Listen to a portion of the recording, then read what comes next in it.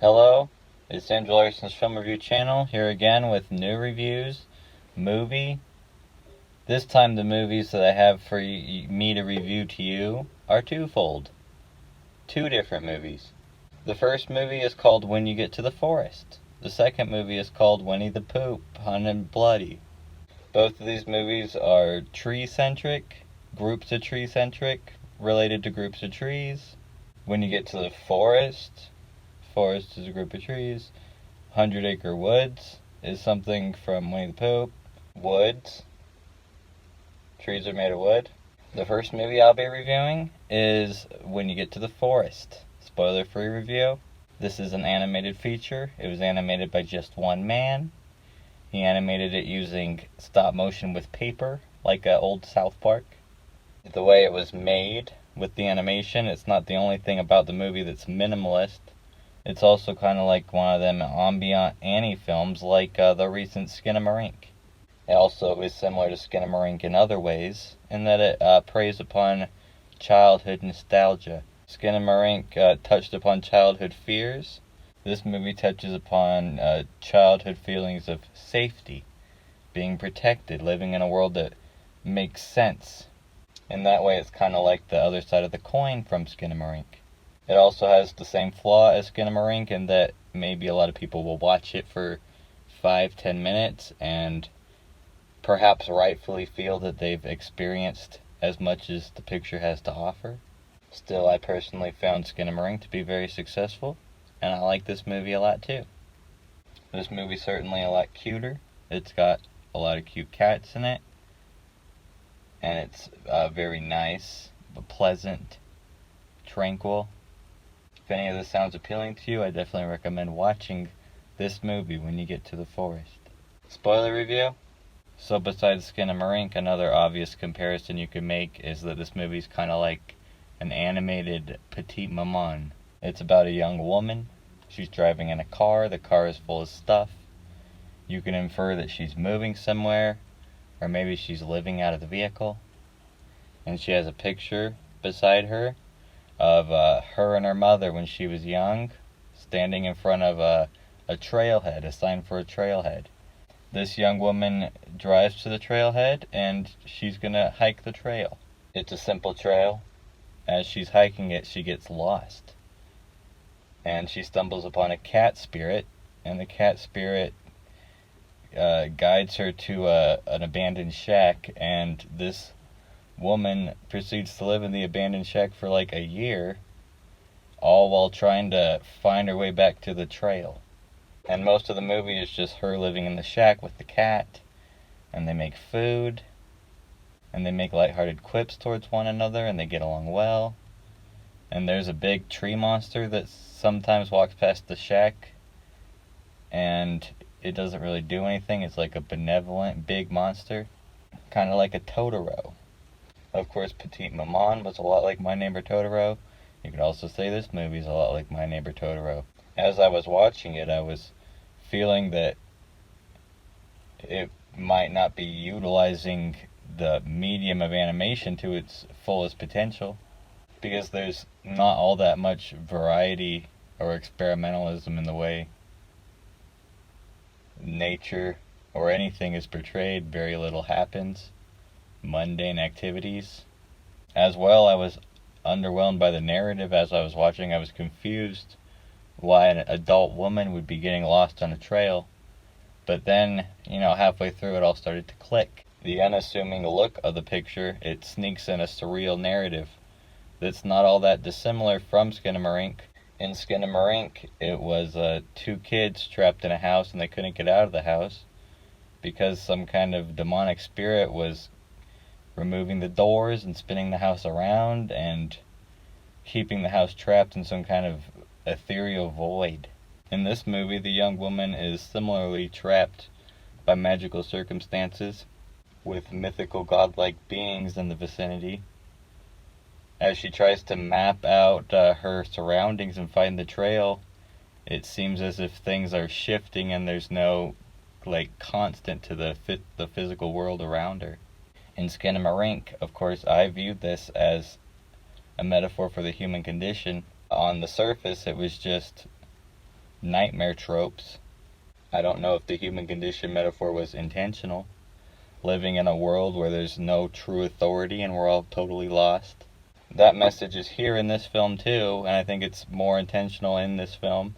In Skinamarink, it's a nightmare where you're supposed to feel scared because of the mystery of the world that's unexplainable and there's no getting out. In this movie, you're supposed to feel happy about it, and it's about surrendering to the mystery and accepting the void and being happy about the void. And that's where the tranquil visuals come in. And I think instead of being underwhelming, the visuals are more purposeful, just as the visuals of Skinamarink were trying to evoke nostalgia of watching an old CRT cathode ray tube television. This movie's trying to evoke the childhood nostalgia of watching that kind of classic animated programming. And that's also, you can see that in the voice acting. The voice acting may be a little off-putting to some when they're first getting into the movie because it's so reminiscent of children's programming. This is truly an interesting picture, and I thought it was pretty fabulous. Alright, the next movie I'll be reviewing is Winnie-the-Pooh, Blood and Honey. Spoiler-free review. This is another small-scale production.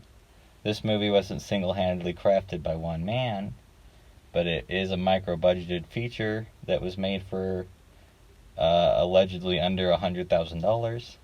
And of course, it was announced to the public with the clickbait gimmick of being based on the Winnie-the-Pooh stories, just as those stories were being introduced into the public domain. I took one look at those clickbait articles and the picture of how Winnie-the-Pooh and Piglet were going to look in this movie, and I said, no thank you.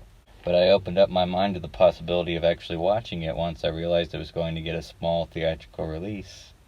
I was also enticed by the fact that it was getting such horrible reviews. Not only that, but the reviews that it was getting said that the worst thing about the movie was the fact that it took itself so seriously and didn't contain any humor. That enticed me because I like movies that are stupid and don't make a joke of it. So I went to go see it, and my opinion is definitely on the higher end of the spectrum as far as the reviews are concerned. I don't think it's the worst thing ever. And the fact that it is a perfunctory slasher film is in and of itself impressive given A, the major flaws bringing it down, and B, given how cheap the whole thing is. Alright, spoiler review. So this movie's getting a theatrical release. It only cost $100,000. They say it's already making its money back and then some. So it's kind of like an unlikely box office hit via its limited release, like the recent Terrifier 2. And this movie is also a lot like Terrifier 2 in how true it stays to its genre roots, how seriously it takes itself, and also in how centered it is around sadistic gore set pieces. This movie takes its scares very seriously, and it's very much a horror movie. There are a lot of pretty well done kills. The big problem with these kills is CGI touch-ups. There's a lot of practical effects being done. The effects of Pooh and Piglet are underwhelming. They're just costumes, and we never really get a sense of the texture of these beings. But the effects of the gore on the human beings is much better. This movie is intense at times. It's in terms of horror movie conventions, it's most similar to the Texas Chainsaw Massacre. Pooh and Piglet have become flesh eaters, and this somewhat justifies the transformation from lovable little creatures into these lumbering monsters. Still, there's nothing really about them that harkens back to the stories. There's nothing about them that makes them seem like Pooh and Piglet besides the fact that Pooh eats honey, and some of the kills are honey or bee-centric, which is the source of the film's few laughs. This movie is no Terrifier 2, and I can't imagine that the success it's getting from the clickbait gimmick is going to translate into continued success if this becomes a franchise. Terrifier 2 was a hit because of word of mouth, because it was fantastic. I can't imagine that a lot of people are going to show up for a sequel to this movie. And I imagine that if they continue the trend of horror movies based on classics from our childhood, people are going to wise up pretty fast, possibly, maybe. Though I did see this in a packed theater, and there were a lot of positive reactions, vocal reactions, from the crowd. I don't know, it seemed like the crowd might have had children in it. I don't know, this movie's not rated, so I don't know if it's age restricted. It seemed like this movie was playing pretty well. I expected to hear nothing but silence from the crowd, but they really got into the kills. These sledgehammer kills with the gore. The crowd was really eating this up as kind of a generic horror movie that might be coming from like the Blumhouse camp. It was similar reactions that I heard when I watched Terrifier 2, which is kind of surprising. The worst thing about it is the cheapness, and specifically the cheapness of taking advantage of Winnie-the-Pooh coming into the public domain to make a movie that really doesn't feel all that passionate about the source material. That said, the movie was filmed on location in the area, I forget what it's called, but it's the area that supposedly inspired the 100 Acre Woods in the original stories, which is kind of cool. And I wish that vibe of love for Winnie-the-Pooh and the stories was more visible in the final product. It also has a pretty cool score, which to me was reminiscent of the Psycho score and the Reanimator score, which are similar to each other. It has those stabbing strings. A lot about this worked really well as just a sincere genre film